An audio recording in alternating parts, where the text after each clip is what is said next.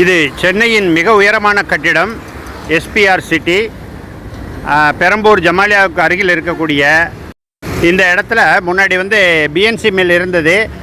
BNC மில்லுக்கு பிறகு ரொம்ப காலம் காலியாக கிடந்தது. அதுக்கப்புறம் அந்த கண்டெய்னர் டெர்மினல் வச்சுருந்தாங்க. இதில் சில சினிமா ஷூட்டிங்கெல்லாம் கூட அந்த இடத்துல நடந்திருக்கு. ஸோ இப்போ சென்னையின் மிக உயரமான ஒரு கட்டிடமாக எஸ்பிஆர் சிட்டி என்ற பெயரில் 45 மாடிகளை கொண்ட இந்த பிரம்மாண்டமான கட்டிடம் மக்களின் கவனத்தை ஈர்க்கக்கூடியதாக இருக்கிறது. இதில் குடியிருப்புகள், வணிக வளாகங்கள் என்று பல்வேறு அமைப்புகள் இருக்கின்றன.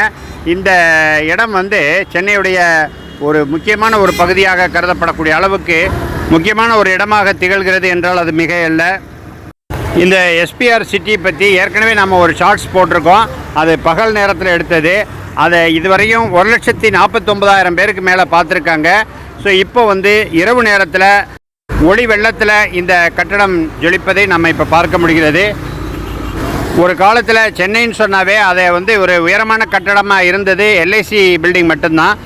சென்னை அண்ணா சாலையில் இருக்கக்கூடிய எல்ஐசி கட்டடம் அது வெறும் 14 மாடிகள் அடுக்குகளை கொண்டது.